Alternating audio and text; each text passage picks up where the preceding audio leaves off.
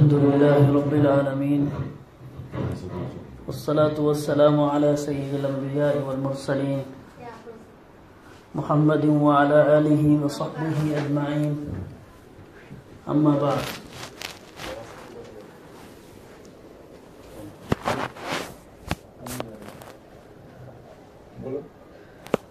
قال الله عز وجل في القرآن المجيد والفرقان الحميد أعوذ بالله من الشيطان الرجيم بسم الله الرحمن الرحيم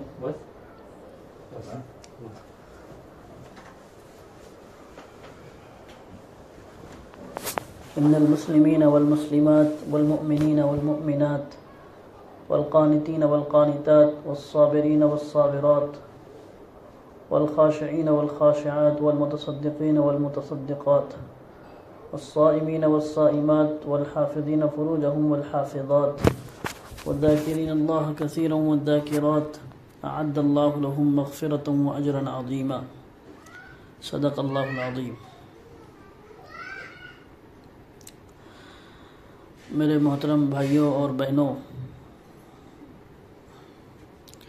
اللہ پاک نے ہم سب کو ایک بہترین دین سے نوازا ہے، ایک مبارک دین ہم سب کو عطا فرمایا ہے. یہ اللہ کا ہم پر بڑا احسان ہے، بڑا کرم ہے. زندگی بھر بھی اگر ہم اس کی شکریہ کے لیے اگر سجدے میں پڑے رہیں اور شکریہ ادا کرتے رہے تو شکریہ ادا نہیں ہو سکتا، اس لیے کہ ایمان کی بنیاد پر ہی جنت اور جہنم کا فیصلہ ہونا ہے. ایمان کی بنیاد پر ہی اللہ کی رضامندی اور اللہ کی ناراضگی کا مسئلہ ہے. تو ہم کو اللہ نے مومن بنایا ہے، مومنہ بنایا ہے، اسلام اور ایمان والے گھر میں پیدا فرمایا ہے. یہ ہمارے لیے بڑی اعزاز کی بات ہے، فخر کی بات ہے اور بڑے اللہ کا ہم پر رحم اور کرم کی بات ہے. لیکن اب اللہ نے جب ہم کو بنایا ہے ایمان والا تو اس کے بعد کچھ ہماری ذمہ داریاں ہیں جن کو ادا کرنا ہمارے لیے بہت ضروری ہے. صرف ایمان کا مل جانا یا ایمان والے گھر میں پیدا ہو جانا یہ کافی نہیں ہے، بلکہ اس کے تقاضوں کو پورا کرنا یہ بہت ضروری ہے. یعنی ایمان ہم سے کیا چاہتا ہے ہم کو یہ سمجھنا چاہیے. اسلام ہمیں کیا تعلیم دیتا ہے یہ بات ہم کو سمجھنا چاہیے. اور اللہ کی مرضی کیا ہے، نبی صلی اللہ علیہ وسلم کا حکم یعنی آپ کی سنت کیا ہے، کس وقت کیسے آپ نے زندگی گزاری ہے، اس کا ہم کو خیال رہنا چاہیے اور یہ بات ہمیشہ ہمارے ذہنوں میں ہونا چاہیے.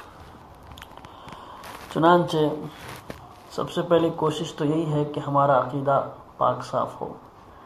عقیدے کا مطلب یہ ہے کہ ہمارا اور اللہ کا جو تعلق ہے یا یقین جو ہمارا ہے وہ ہمارا یقین مضبوط ہو کہ تمام جو چیزیں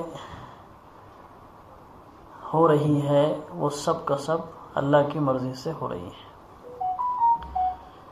اور ہم جو کھانا کھا رہے ہیں، ہم جو پانی پی رہے ہیں یا ہم زندگی گزار رہے ہیں، ہم اللہ کی اتنی نعمتوں سے ہم فائدہ اٹھا رہے ہیں. تو اس میں ہم کو یہ خیال اور یہ ذہن میں رہنا چاہیے کہ صرف اور صرف یہ اللہ ہی کی ہے، اللہ ہی اس کا مالک ہے.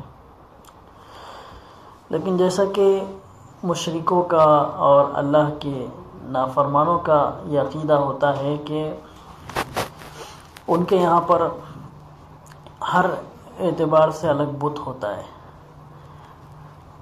پانی کا بت الگ ہوتا ہے، روزی کا بت اور روزی کا خدا الگ ہوتا ہے، اور یعنی ہر اعتبار سے ان کے پاس خدا ہے. تو ایک خدا کے بجائے ایک سے زیادہ خدا کو کافر مانتے ہیں. ہمارے نبی صلی اللہ علیہ وسلم نے یہی چیز ختم فرمائی کہ صرف ایک خدا ہے، ایک خدا ہے، بس اسی کی عبادت کرنا ہے، اسی کو یعنی ماننا ہے، اسی کے حکموں پر چلنا ہے. تو یہ بات بھی بہت ضروری ہے کہ کوئی ولی، کوئی بزرگ اور کوئی بڑا آدمی ہماری ضرورت پوری نہیں کر سکتا. اور کیسے پوری کرے گا جب وہ خود مخلوق ہے؟ اللہ خالق ہے، اللہ مالک ہے.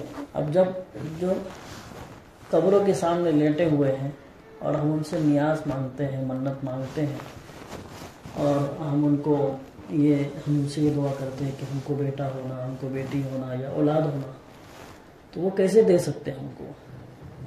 کسی کے اندر یہ طاقت نہیں ہے.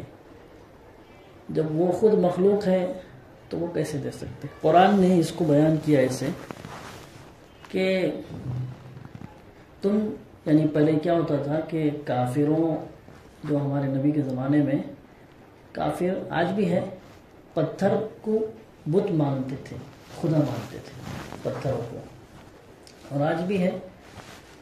تو قرآن نے اس کو اتنا اچھا انداز میں بیان کیا اور اتنی ان کی بے بسی بتائی کہ تم جس کو خدا مانتے ہو وہ اتنے بے بس ہے، اتنے کمزور ہیں کہ اگر ان پر کوئی مکھی بیٹھ جائے تو مکھی کو ہٹا نہیں سکتے، تو تمہاری ضرورت کیا پوری کریں گے؟ تو مکھی کا بیٹھنا کیا ہے؟ مکھی اتنی سی ہے لیکن ہمارے اوپر بیٹھ جائے تو بہت پریشان کرتی ہے. تو جب وہ ان کی پریشانی نہیں دور کر پا رہے تو پھر وہ تمہاری کیا پریشانی دور کریں گے؟ تمہاری ضرورت، تمہاری حاجت، تم کو بیٹا کہاں سے لا کر دیں گے؟ وہ تو پتھر ہے، اور پتھر خود اللہ کی مخلوق ہے. تو یہ چیز ہم کو اپنے عقیدے میں لانا ہے کہ ہمارا عقیدہ بس یہی ہے کہ صرف اور صرف اللہ کرنے والا ہے. اولاد اللہ نے جس کو دیا ہے تو وہ بھی اللہ کی طرف سے ہے، جس کو اولاد نہیں ہو رہی وہ بھی اللہ کی طرف سے. اللہ کا حکم نہیں ہے اس لیے نہیں ہو رہی اولاد. دنیا میں سینکڑوں مثالیں اس کی کہ بہت سارے گھر والے ایسے ہیں جن کو بچے نہیں ہوتے.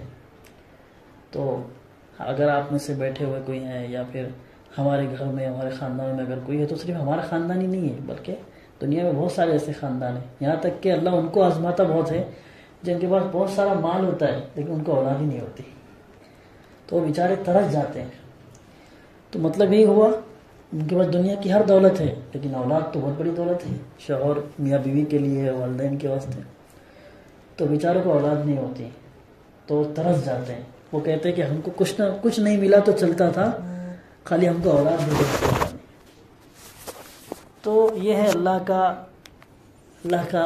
عقیدہ، اللہ پر یعنی ایمان. یہ بہت بڑی چیز ہے. شرک اس کو بولتے ہیں. قرآن میں اللہ نے فرمایا ہے، بہت خطرناک بات ہے کہ اللہ نے فرمایا ہے کہ اللہ کل قیامت میں ہر چیز معاف کر دے گا، ہر چیز. یعنی اگر کسی نے کسی کا قتل کیا ہوگا، کسی کو پر الزام لگایا ہوگا، جھوٹ بولا ہوگا، یا زناکاری کی ہوگی، بدکاری کی ہوگی، جتنے بڑے بڑے گناہ ہو سکتے ہیں اللہ سب کو معاف کر دے گا. اگرچہ کرنا نہیں چاہیے، یہ بہت بڑی اس کی نحوست ہوتی ہے اور بڑا زندگی برباد ہو جاتی ہے، زندگی بدنامی ہو جاتی ہے، ساری چیزیں نہیں کرنا چاہیے. لیکن اگر کوئی کر کے گیا کل قیامت میں اللہ سب کو معاف کر دے گا. لیکن اللہ نے صرف ایک چیز کے بارے میں قرآن میں فرمایا کہ وہ اللہ معاف نہیں کرے گا، اور وہ ہے شرک. اللہ کو شرک پسند نہیں ہے. یعنی ہم جب سے ماں کے پیٹ میں تھے اور اب تک اللہ ہم کو کھلا رہا پلا رہا، اور اس کے بعد بھی ہم اللہ کے ساتھ کسی کو شریک کریں، کیسے اللہ برداشت کرے گا؟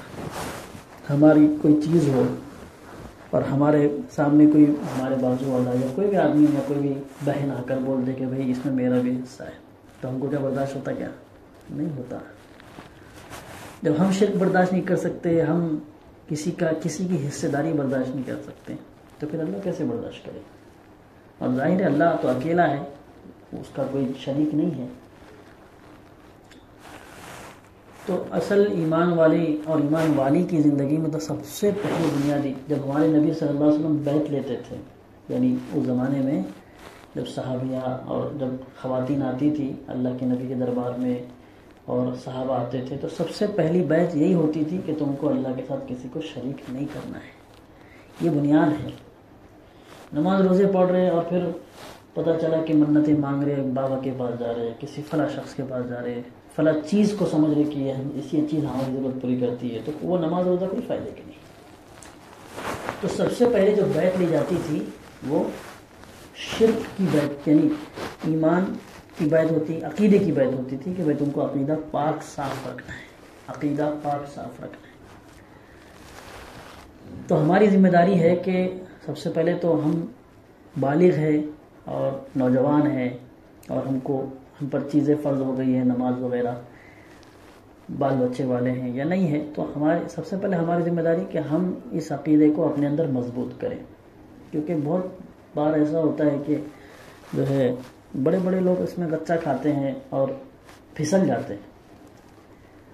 کوئی بھی چیز ہم کو تک پریشان کرتی ہے تو ہم فوراً کیا بولتے ہیں کہ اس کی وجہ سے ہم پریشان ہو گئے، اس کی وجہ سے میں گر گیا، اس کی وجہ سے مجھے یہ مار لگ گیا۔ بھئی اللہ نے لکھا تھا، مقدر میں، اس لیے ہو گیا۔ تو تقدیر پر ایمان لانا یہ بھی بہت بڑی بات ہے۔ ایمان مفصل آپ لوگوں نے سنا ہے، پڑھا ہے کہ 7 جو چیزیں ہیں، آمنت باللہ وملائکتہ وکتبہ ورسلہ والیوم الآخر والقدر خیرہ وشرہ من اللہ تعالی والبعث بعد الموت۔ اللہ پر ایمان لانا ہے، پھر رسولوں پر لانا ہے، پھر فرشتوں پر لانا ہے، کتابوں پر لانا ہے، آسمانی کتابوں پر، پھر آخرت کے دن پر ایمان لانا ہے، اور پھر اچھی اور بری تقدیر پر بھی ایمان لانا ہے۔ یہ بھی ایمان کا حصہ ہے، یعنی میرے حق میں جو اچھا ہوا وہ تقدیر کی وجہ سے ہوا، یعنی اللہ نے چاہا تو ہوا، اور میرے ساتھ برا ہوا تو وہ بھی کس کی وجہ سے ہوا؟ اللہ کی چاہت سے ہوا۔ اور پھر آخری میں کیا ہے؟ والبعث بعد الموت، دوبارہ زندہ اٹھائے جانے کا۔ تو یہ 7 چیزوں پر علماء کرام فرماتے ہیں کہ اگر اس میں سے کہ ایک چیز پر بھی اگر ہمارا ایمان ڈگمگا جاتا ہے تو وہ مومن نہیں ہے، اس کو ڈبل سے کرنا پڑنا پڑے گا، چاہے پھر مسلمان مرد ہو یا عورت۔ تو ہمارا ایمان کا مسئلہ بہت نازک ہے، اور اس کی فکر یہی جو اجتماع ہو رہے ہیں، جماعتوں میں نکالا جا رہا ہے اور بیانات ہو رہے ہیں، اس کا مقصد بھی یہی ہے کہ ہمارے اندر ایمان باقی رہے۔ ایمان کی محنت ہوگی تو ایمان باقی رہے گا، ایمان کی باتیں سنیں گے، اللہ کی، اس کے رسول کی بات سنیں گے تو چیزیں باقی رہیں گی۔ تو یہ چیز سب سے پہلے ہم کو ذہن میں رکھنا ہے کہ ہمارا عقیدہ بہت مضبوط ہو۔ اور دوسرا عقیدہ کیا ہے؟ ایک تو عقیدہ یہ ہے کہ اللہ اکیلے ہیں، اللہ ہی سب کچھ کرنے والے ہیں، اور اس کے ساتھ دوسرا جو اس کا حصہ ہے وہ ہے اللہ کے نبی یعنی حضرت محمد صلی اللہ علیہ وسلم آخری رسول ہے۔ کیا ہے؟ آخری رسول ہے، اس لیے کہ اللہ کے نبی صلی اللہ علیہ وسلم کی جو رسالت کو ماننا، یعنی آپ کو رسول ماننا، یہ بھی ایک بڑا چیلنج ہے۔ اور یہ اس معنی میں کہ نبی نے خود فرمایا تھا کہ میرے جانے کے بعد، بلکہ نبی نے یہ فرمایا سب سے پہلے کہ میں انبیاء کی آخری اینٹ تھی، یعنی ایک محل ہے، محل میں ایک اینٹ بچی تھی مکمل ہونے کے واسطے، وہ اینٹ اب مکمل ہو گئی، یعنی وہ اینٹ برک دیے تو محل مکمل تعمیر ہو گیا، بن گیا۔ تو یہ محل کیا ہے؟ پورے انبیاء علیہ السلام کا محل ہے، پورے انبیاء علیہ السلام مراد ہے اس سے۔ اب جو آخری اینٹ تھی وہ میں تھا، یعنی اب میرے بعد کوئی نبی نہیں آنے والا، میرے بعد کوئی رسول نہیں آنے والا۔ اب جو بھی دین رہیں گا، جو بھی بات چلیں گی وہ میری چلیں گی، یعنی محمد صلی اللہ علیہ وسلم کی، ہمارے نبی کی۔ اور پھر اس کے بعد آپ نے یہ بھی فرمایا کہ امت کا امتحان لے گا اللہ پاک، امت کو آزمایا جائے گا کن سے؟ ان کذابوں سے، دجالوں سے، جھوٹے نبیوں سے۔ آپ نے سنا ہوگا پھر ہمارے شہر میں بھی، اور پھر وہ شکیلی فتنہ ہے، اور پھر بہت سارے فتنے ہیں۔ مرزا غلام احمد قادیانی ایک خبیث گزرا ہے ہمارے ہندوستان میں، جس نے نبوت کا دعویٰ کیا تھا، اس نے بولا تھا کہ میں نبی ہوں، ٹھیک ہے؟ بلکہ یہ تو ابھی کے ہیں ہمارے ہندوستان کے، ہمارے نبی صلی اللہ علیہ وسلم کا انتقال ہوا، اور انتقال ہوا بھی نہیں تھا، بلکہ غالباً آپ موجود تھے اسی وقت۔ ایک مسیلمہ نام کر کے ایک شخص وہاں پر عرب میں پیدا ہوا، اور اس نے نبوت کا دعویٰ کر دیا تھا کہ میں بھی نبی ہوں۔ تو پھر اس کو حضرت ابو بکر صدیق رضی اللہ عنہ کے زمانے میں اس کو ختم کیا گیا، اور اس فتنے کو ختم کیا گیا۔ تو ابھی نبی کا دور باقی ہے، ابھی صحابہ کا دور ہے، وہیں پر فتنے شروع ہو گئے۔ جب صحابہ فتنوں سے محفوظ نہیں رہے تو ہم کتنے محفوظ رہیں گے بتاؤ ایسے حالات میں؟ تو وہاں بھی صحابہ کے امتحان لیا اللہ پاک نے۔ اب کوئی کمزور ایمان والا رہا تو کیا کریں گے؟ ارے ہاں یار، آپ تو نبی بول رہے، نبی بولے تو بہت بڑی بات ہوتی، ٹھیک ہے ہم آپ کو مانتے ہیں، پھر آپ کو بتا دوں میں، ایک ایسے ہی سجاہ نامی عورت بھی تھی، اس عورت نے بھی دعویٰ کیا تھا کہ میں نبی ہوں۔ میں کون ہوں؟ نبی ہوں۔ جبکہ اللہ نے پورے انبیاء میں کسی عورت کو نبی نہیں بنایا، جتنے انبیاء ہوئے سب مرد ہوئے۔ تو ایسے فتنے اللہ کے نبی کے زمانے میں بھی آئے اور اس کے بعد بھی آتے رہے، اور پھر ہمارے ہندوستان میں بھی یہاں پر غلام احمد قادیانی کے نام سے 1800 کے اندر 1800-1900 کے درمیان میں وہ فتنہ آیا، اور وہ پوری دنیا میں پھیلا ہوا ہے۔ پورے دنیا میں وہ لوگ موجود ہیں اور وہ اس بات کی دعوت چلاتے ہیں کہ ابھی غلام احمد قادیانی کون ہے؟ نبی ہے۔ ٹھیک ہے۔ اور پھر اب ہمارے شہر میں بھی شکیل بن حنیف کا فتنہ ہے، وہ بھی یہاں پر ہے۔ ان کے لوگ محنت کرتے ہیں، ہمارے یہاں کے واقعات ہیں والوچ کے اور یا آس پاس کے تعلقوں کے، کہ وہاں پر ان کی عورتیں گھروں میں پکڑی گئی، وہ قرآن کی تعلیم دے رہی تھی اور بہانہ ان کا تھا کہ ان کو ادھر پھیر دینا، اسلام سے موڑ لینا، اور ان کا یہ بہانہ تھا قرآن سکھانا۔ لیکن وہ کیا کر رہی تھی؟ عورتوں کا ذہن بھٹکا رہی تھی کہ دیکھو جو شکیل بن حنیف ہے وہ امام مہدی علیہ السلام ہے۔ وہ کون ہے؟ امام مہدی علیہ السلام، وہ نبی ہے، فلاں ہے، جو بھی ہے۔ تو یہ بھی عقیدہ ہم کو بہت ضروری ہے کہ ہمارا یہ عقیدہ بھی مضبوط ہو کہ ہمارے جو نبی یعنی آخری نبی وہ کون ہے؟ حضرت محمد صلی اللہ علیہ وسلم۔ تو اتنا یعنی اتنا معمولی بات نہیں ہے ایمان لانا۔ ایمان لانے کے بعد بڑی آزمائشیں ہیں، اور ہر طرح سے آزمائش ہے، اور اس میں سب سے بڑی آزمائش تو یہی ہے کہ اللہ پر حملے ہوں گے۔ اللہ کو بھی کہا جائے گا کہ عیسیٰ علیہ السلام کے جو ماننے والے ہیں انہوں نے کیا کہا تھا کہ عیسیٰ علیہ السلام اللہ کے بیٹے ہیں۔ کون ہیں؟ اللہ کے بیٹے۔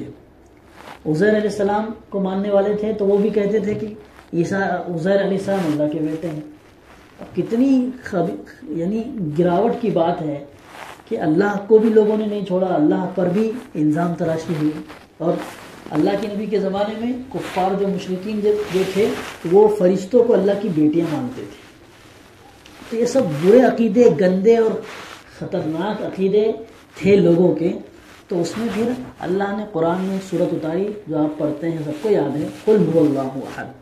تو اللہ پاک نے وہاں پر سب کا جواب دے دیا، اس زمانے کے لوگوں کو بھی اور یہ لوگوں کو بھی، ابھی ہمارے کو بھی، اور آئندہ قیامت تک جتنے فتنے آئیں گے، اللہ کو جو اللہ پر بھی زبان درازی کریں گے ان کو بھی اللہ نے اپنے نبی کے ذریعے فرمایا کہ قل، اے نبی جی کہہ دیجئے، اللہ الصمد، قل هو اللہ احد، کہ اللہ ایک ہے، اللہ الصمد، وہ اللہ بے نیاز ہے، لم یلد ولم یولد، نہ وہ کسی کا بیٹے ہیں، نہ ان کا کوئی باپ ہے، ولم یکن لہ کفوا احد، اور نہ ان کو کوئی شریک ہے، کوئی ان کے جیسا ہے، ان کا اللہ کے ایسا کوئی نہیں ہے۔ تو یہ چیز ہے۔ تو سب سے بنیادی چیز کیا ہے کہ ہمارا عقیدہ بہت مضبوط ہونا چاہیے۔ ہمارا بچوں کو بھی سکھانا چاہیے کہ آپ مستورات ہیں، آپ گھر کی عورتیں ہیں، تو مرد باہر چلے جاتے ہیں، تو اس میں مرد تو بیچارے اپنے آپ کو روزی کا انتظام کرنے کے لیے، بچوں کی روزی کا انتظام کرنے کے لیے دن بھر باہر رہتے ہیں، لیکن آپ کی ذمہ داری ہے کہ ہر ایسی چیز سے ان کی حفاظت کرے بچوں کی جس سے ان کا عقیدہ خراب ہو۔ اب ایسے ہی جو ہے اس میں پھر بہت ساری بیعت لی جاتی تھی۔ سب سے پہلے عقیدے کی بیعت ہوتی تھی کہ وَلَا يُشْرِكْنَ بِاللَّهِ شَيْئًا وَلَا يَسْرِقْنَ، چوری بھی نہیں کریں گے، چوری بھی نہیں کریں گے۔ اب چوری ہر طرح کی ہے، ہر طرح کی چوری ہے، تو عورتوں کو یہ بھی کہا جاتا ہے کہ تم نے چوری نہیں کرنا۔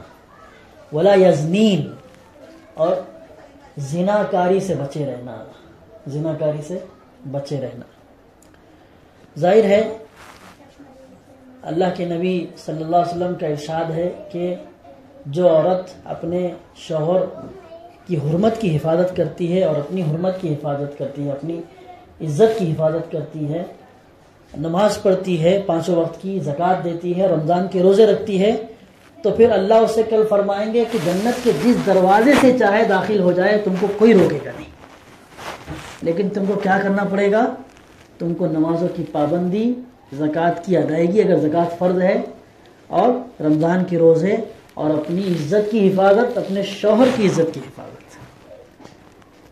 تو یہ بھی بڑا مسئلہ ہے زنا کاری کا، اور پھر دوسروں سے تعلقات قائم کرنے کا۔ ظاہر ہے آج کے حالات ہے، موبائل ہے، ساری چیزیں ہیں، تو شوہروں کی فرما برداری بہت ضروری ہے۔ اسلام نے ایک واقعہ میں بتاتا ہوں آپ کو، ایک اسماء بنت یزید غالباً رضی اللہ عنہا ایک صحابیہ ہے۔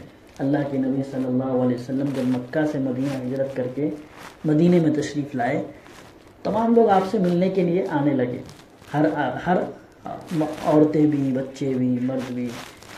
پھر ایسے ہی وقت گزرتا گیا، پھر ایک دن اللہ کے نبی بیٹھے ہوئے تھے صلی اللہ علیہ وسلم، تو یہ حضرت اسماء بنت یزید رضی اللہ عنہ تشریف لائی آپ کی بارگاہ، اور کیا کہا کہ یا رسول اللہ صلی اللہ علیہ وسلم، اللہ نے آپ کو نبی بنا کر بھیجا ہے، آپ مردوں کے بھی نبی ہے اور عورتوں کے بھی نبی ہے، بچوں کے بھی، سب کے ہیں اور ہمارے بھی ہیں، اور میں تمام اپنی عورتوں کی طرف سے، ہمارے محلے کی یا ہمارے گلی کی یا ہمارے جو علاقے کے لوگ ہیں ان کی طرف سے میں نمائندہ بن کر آئی ہوں، یعنی سب کی میں ترجمانی کرنے کے واسطے آئی ہوں کہ سبوں نے مجھے بھیجا ہے آپ کے پاس کہ کچھ اللہ کے نبی سے تعلیم لے کر آؤ، کچھ سیکھ کر آؤ، پھر ہم تم سے سیکھیں گے۔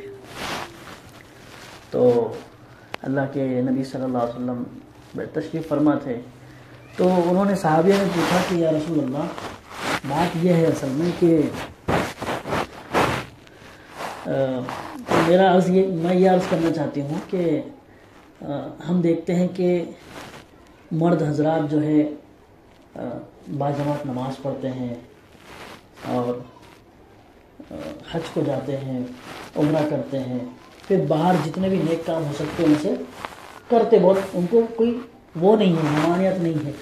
لیکن ہم عورتوں کا کیا ہے، ہم عورتوں کا ایک دو چار ہی کام ہے ہمارے کہ ہم لوگ گھر میں رہتے ہیں تو ہمارے شوہر چلے جاتے ہیں، ہم اپنے بچوں کو یعنی ان کو پالتے پوستے ہیں، اور گھر میں اس زمانے میں عورتیں چرخہ چلاتی تھی، وہ سوت جس سے کاٹتے تھے نا، چرخہ چلاتی تھی جس سے کچھ وہ بنتا تھا، سویٹر وغیرہ جو بھی ہوتا تھا اس زمانے میں، وہ سوت کاٹ کے پھر اس کو بیچتے تھے اور اس سے پھر پیسہ آتا تھا گھر میں، پھر اناج وغیرہ آتا تھا۔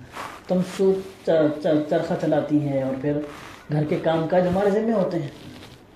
تو میں یہ پوچھنا چاہتی ہوں کہ سارا ثواب تو مردوں کو مل رہا ہے، ہم عورتوں کو کیا مل رہا ہے؟ کتنی بڑی بات ہے۔ اللہ کے نبی صلی اللہ علیہ وسلم نے صحابہ کی طرف متوجہ کے فرمایا، کیا تم نے کبھی کسی عورت کو ایسا سوال کرتے ہوئے دیکھا ہے کہ کتنی اس کے اندر دینداری، دین کی فکر ہے، کہ مرد حضرات باہر نماز پڑھ رہے ہیں ان کو زیادہ ثواب مل رہا ہے اور ہم گھر میں نماز پڑھ رہے ہیں تو ہم کو کم ثواب مل رہا ہے، کیا ان کے برابر ہم کر سکتے ہیں؟ ان کے برابر ہی ہوں۔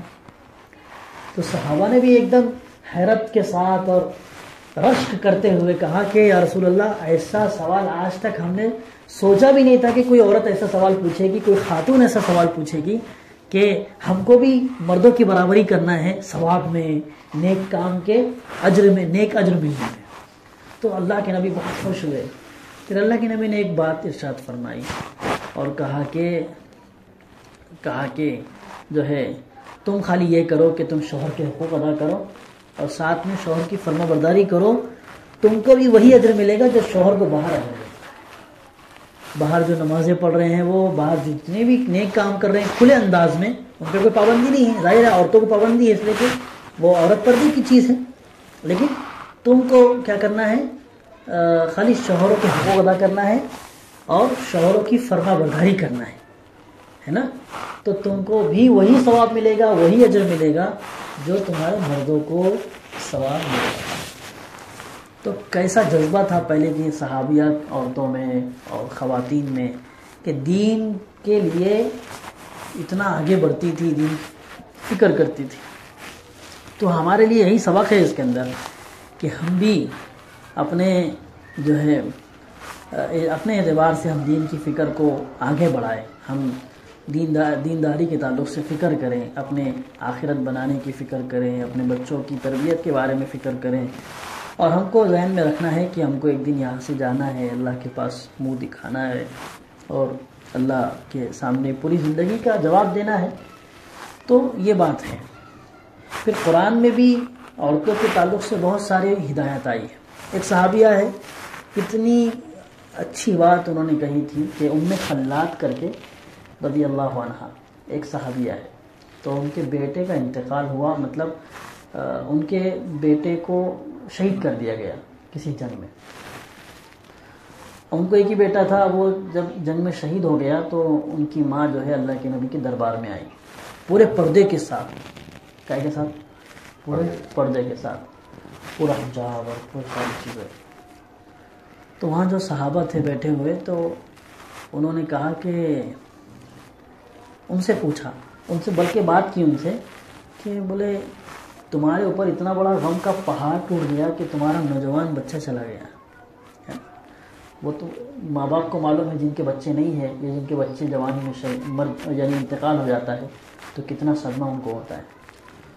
تو ان کو بھی ایسے ہی پوچھا، انسانی فطرت ہے.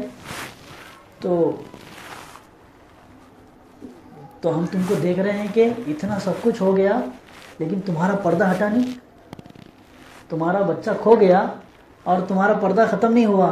جبکہ پہلے کیا ہوتا تھا، پہلے زمانے میں جاہلی جو زمانہ تھا کہ جب کوئی مر جاتا تھا تو عورتیں سینے پیٹتی تھی، اپنے پورا بال بکھر جاتے تھے، چہرہ دکھتا تھا اور سینہ پیٹتی تھی اور چلاتی تھی، چیختی تھی کہ ہمارا شوہر مر گیا اور بچہ مر گیا یا پھر کچھ ایسا حادثہ ہو گیا.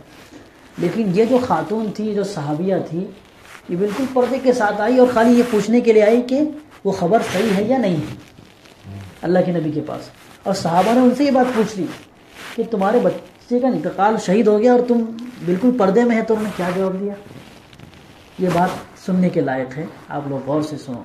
تو انہوں نے کہا کہ میں نے اپنا بچہ کھویا ہے، اپنی شرم و حیا نہیں کھوئی ہے. میرا بچہ گیا ہے، میری شرم و حیا تو نہیں گئی. تو میں ایک بچے کے واسطے میں اپنی شرم و حیا تو کیسے کھو سکتی ہوں؟ تو یہ اتنی شرم و حیا کی پابند اور اتنی پردے کی پابند. تو اس سے ہمیں ایک میسج یہ ملتا ہے کہ ہم پر کیسے ہی حالات ہو، ہم کو دین سے ہاتھ نہیں دھونا ہے، مطلب دینداری نہیں چھوڑنا ہے. لیکن آج دیکھتے ہیں ہم ذرا سی بات ہوئی، ذرا جھگڑا ہوا تو گالی گلوچ شروع ہو جاتی ہیں، عورتیں باہر نکل جاتی ہیں، بے پردہ ہو جاتی ہیں اور صبر نہیں ہے ہمارے پاس، صبر نہیں ہے، غصے کو پی جانا یہ نہیں ہے. اب انہوں نے جو ہے ذرا سی بات، مطلب اتنا بڑا حادثہ ہوا لیکن پھر بھی پردے کو نہیں چھوڑا.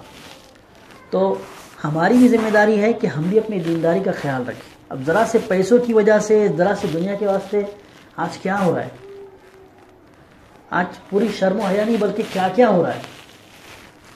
اب آج کل جو ہے ہمارے پاس، ہمارے محلوں میں، ہمارے جو ہے آس پڑوس میں بچت گڑھ کی ایک وبا ہے.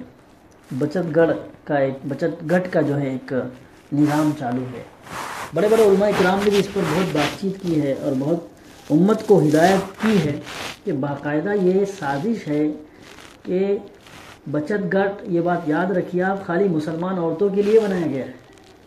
کیوں بنایا گیا؟ تاکہ ان کی عورتیں غیروں کے ساتھ بے پردہ ہو، غیروں سے ان کا تعلق بڑھے اور جو ہے وہ پھر آخرت میں ان کا جو نتیجہ ہو، انجام ہو، برا ہو.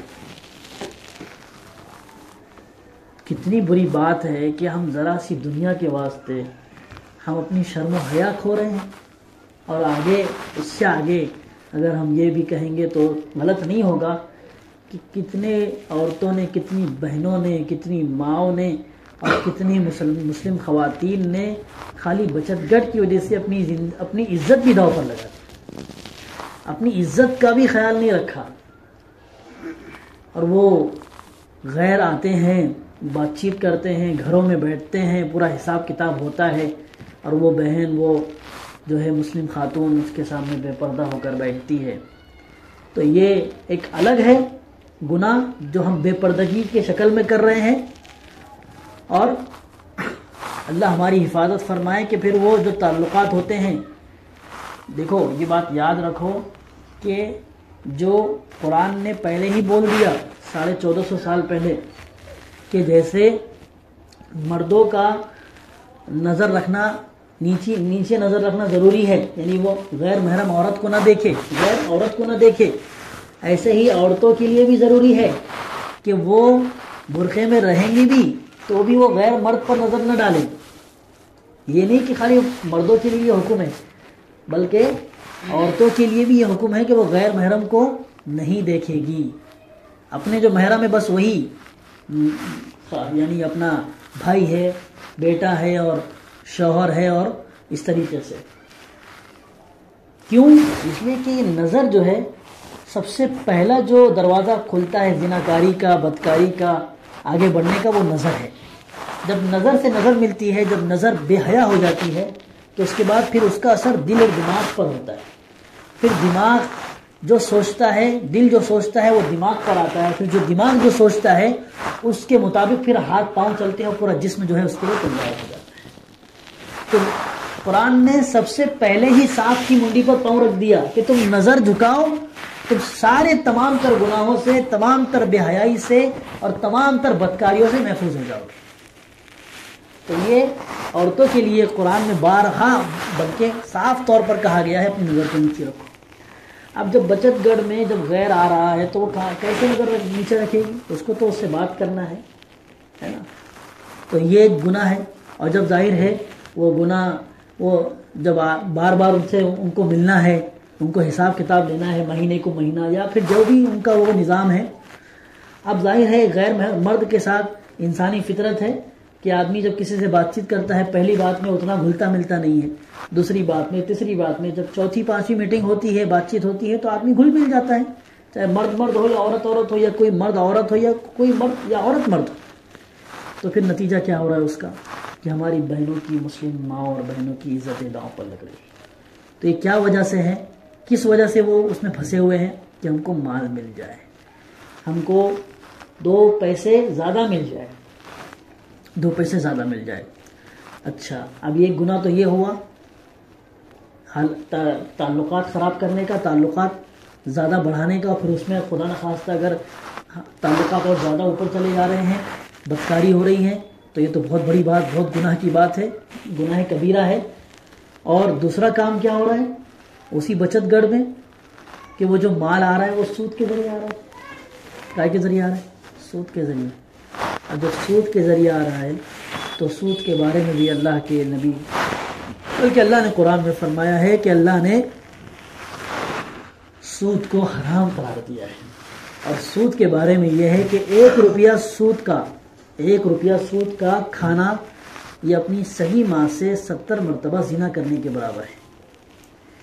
1 روپیہ سود کا کھانا اپنی صحیح ماں سے بدکاری کرنے کے برابر ہے، 70 مرتبہ. کتنی خطرناک بات ہے کہ یہاں تو 1 روپیہ نہیں، یہاں پر تو ہزاروں روپے کی بات ہو رہی ہے. ہزاروں روپے پیٹ میں جا رہے ہیں، ہزاروں روپے کھائے جا رہے ہیں، ہزاروں روپے استعمال ہو رہے ہیں. کتنا گناہ ہم پر لاد رہے ہیں، کتنا گناہ ہم کر رہے ہیں. پھر سود آئے گا تو گھر میں برکت ختم ہو جائے گی. کتنا بھی پیسہ ہو، سود کا پیسہ کبھی اپنے ساتھ برکت نہیں لاتا ہے. پھر بچے نافرمان ہو جا رہے ہیں اس سے. اس کی نحوست یہ ہوتی ہے کہ گھر میں پریشانیاں آتی ہیں، گھر میں بچے فرمانبردار نہیں ہوتے، اس کی نحوست بچوں پر پڑتی ہیں. تو یہ ایک گناہ ہم پر لاد رہے ہیں، ایک تو وہ بدکاری کا، دوسرا بدنگاہی کا، اور پھر دوسرا سود کا. تو سراسر کیا ہے؟ غلط ہے.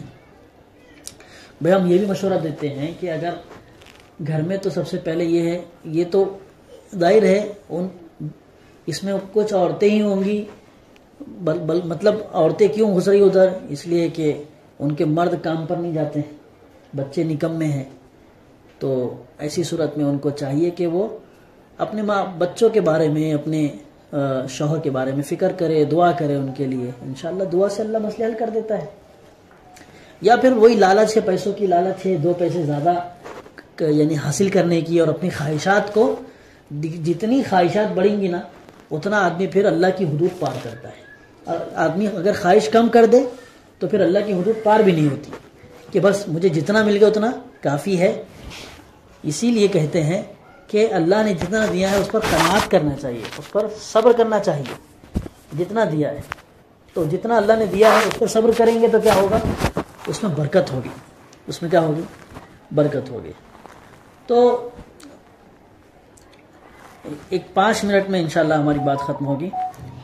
تو یہ ہماری جو مجلس ہے اور ہمارا جو اجتماع ہے، یہ ایمان اعمال کے تعلق سے تو ہم کو مضبوط رہنا ہی ہے، لیکن ساتھ میں ہم کو ہمارے گھروں میں یا ہمارے آس پڑوس میں جو برائیاں پھیلی ہوئی ہیں ان کو بھی روکنا ضروری ہے ان کے بارے میں بھی کہ وہ جو کر رہے ہیں وہ صحیح ہے یا غلط ہے، اس کے بارے میں ان کو معلومات ہونی چاہیے. بھئی آپ لوگ ماشاءاللہ جتنے آئے ہوئے ہیں، ہم کسی سے بدگمان نہیں ہیں، سب ماشاءاللہ اچھے گھر کے ہیں، مطلب کسی ایسے کام میں پھنسے ہوئے نہیں ہیں. تو آپ جب لوگ اپنی کسی ایسی بہن کو دیکھیں گے جو اس کام میں ملوث ہے، ایسا کام کر رہے ہیں، غلط کام کر رہے ہیں، تو آپ وہاں جا کر ان کو بتائیں گے کہ بھئی دیکھو بہت بڑا گناہ ہے، اللہ ناراض ہوتے ہیں اور نبی ناراض ہوتے ہیں، پھر ہم کو کتنی غلط بات ہے. تو یہ ساری چیزیں ہم کو اس کا علم ہونا چاہیے. اور پھر خدا نخواستہ اگر ہم پر وہ آفت آتی ہے تو ہمارے ذہن میں یہ ساری چیزیں پہلے سے آ جائیں گی. نہیں میں فاقہ کر لوں گی، لیکن میں 2 پیسے کسی سے سود کے نہیں لوں گی، 2 پیسے کسی سے میں مانگ کر نہیں لوں گی. اس لیے کہ ہم کسی کو کوئی چیز دیں گے تو وہ بدلے میں کچھ چاہے گا. آج کی دنیا میں یہی چل رہا ہے، کچھ دو تو کچھ لو بھی، یعنی کچھ لو تو کچھ دو بھی ایسے. تو میری ماؤں بہنوں، ہم کو ہماری ذمہ داری ہے کہ آج کے حالات میں ہمارا بہت بڑا مسئلہ ہے. آج ہم جس زمانے میں رہ رہے ہیں وہ زمانہ فتنوں کا زمانہ ہے. ہمارے ایمان کی حفاظت، ہمارے اپنے بچوں کے ایمان کی حفاظت، اپنے شوہر کے ایمان کی حفاظت، پھر ہم پیٹ میں کیا ڈال رہے ہیں، کیا کھا رہے ہیں، اس کا بھی ہم کو جائزہ ہونا چاہیے. اس کا بھی ہم کو معلوم ہونا چاہیے کہ ہمارا شوہر کہاں سے کما رہا ہے، ہمارے بچے کہاں سے کچھ لے کر تو نہیں آ رہے، کسی کے دکان پہ جا کے ستا کے کچھ پریشان کر کے اس کو کچھ دھوس دے کے کچھ اس کو ڈرا دھمکا کے. ہم کو یہ سب جاننا ہے، ورنہ اللہ کے نبی صلی اللہ علیہ وسلم نے فرمایا کہ اگر کوئی پیٹ میں حلال لقمہ نہ بلکہ حرام لقمہ ڈالیں گا اور پھر وہ کعبے کا پردہ پکڑ کے بھی اگر دعا کریں گا تو اس کی دعا قبول نہیں ہوگی. اس لیے کہ حرام کمائی کا اثر بڑا خطرناک ہوتا ہے. دعا اللہ کا سب سے بڑا تو دروازہ وہی بند ہو جاتا ہے کہ دعائیں قبول نہیں ہوتی. اور سب سے بڑا دروازہ ہمارے پاس اپنے مسئلوں کو حل کرنے کا دعا ہے. اللہ سے تعلق ہے، اللہ سے بات چیت کرنا ہے، اور وہ دعا کے ذریعے ہوتا ہے. تو اس لیے جو ہے ہم انشاءاللہ اور بھی دوسری مجلسوں میں انشاءاللہ ہم مختلف ٹاپک پر، مختلف موضوعات پر جو ہماری ضرورت ہے. بے پردگی بھی بہت آج کل عام ہو رہی ہے. ہماری بہنوں اور ماؤں کے برقعے، اس کا بھی ہم کو خیال رکھنا چاہیے کہ کون سا شرعی برقعہ ہے اور کون سا ایسا برقعہ ہے جس سے بے پردگی ہوتی ہے. بظاہر تو ہم برقعے میں ہیں لیکن پھر بھی ہم برقعے میں نہیں ہے.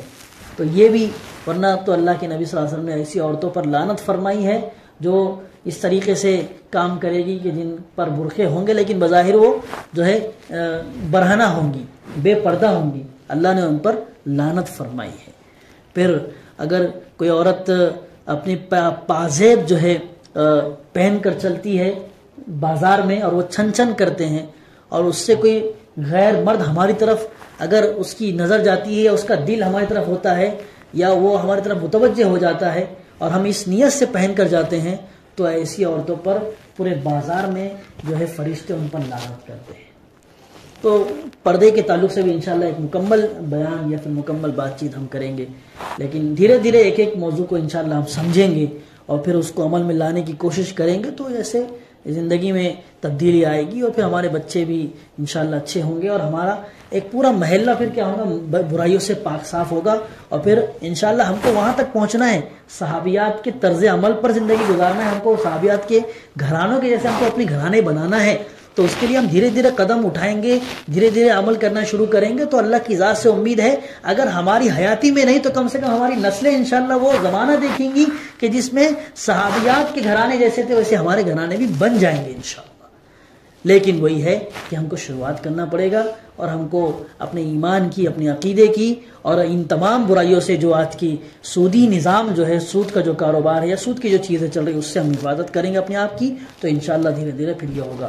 نمازوں کی پابندی کرنا ہے، شوہر کی اطاعت کرنا ہے، تو اس سے پھر یہ ہوگا اپنی حرمت کی، اپنی عزت کی حفاظت اور اپنے شوہر کی عزت کی حفاظت. تو پھر اس سے نبی نے فرمایا کہ وہ عورت جس جنت کے جس دروازے سے چاہے داخل ہو جائے. کتنی بڑی فضیلت کی بات ہے کہ خالی ہم کو 5 کام کرنے ہیں پھر آپ کے لیے جنت کے دروازے کھلے ہوئے. اللہ تعالیٰ سے دعا ہے اللہ ہم سب کو عمل کی توفیق عطا فرمائے. اور اب یہ ماحول کہاں ملے گا ہم کو، اور اللہ کی یعنی دعوت کے ذریعے ہم جتنی دعوت دیں گے وہ چیز ہمارے اندر پیدا ہوگی. تو اسی لیے پھر جماعتوں میں نکالا جاتا ہے اور وہاں پر ماحول ہوتا ہے اور وہاں پر ہم چیزیں سیکھ کر آتے ہیں، نماز سیکھ کر آتے ہیں، کلمہ سیکھ کر آتے ہیں. اور پھر ہم کو محسوس ہوتا ہے کہ بھی ہم کو بہت زیادہ سیکھنے کی ضرورت ہے، کیونکہ گھر بیٹھے وہ ماحول ہم کو نہیں ملتا ہے. گھر میں بہت ساری چیزیں چل رہی ہوتی ہیں تو ہر چیز کے لیے ایک ماحول ہوتا ہے.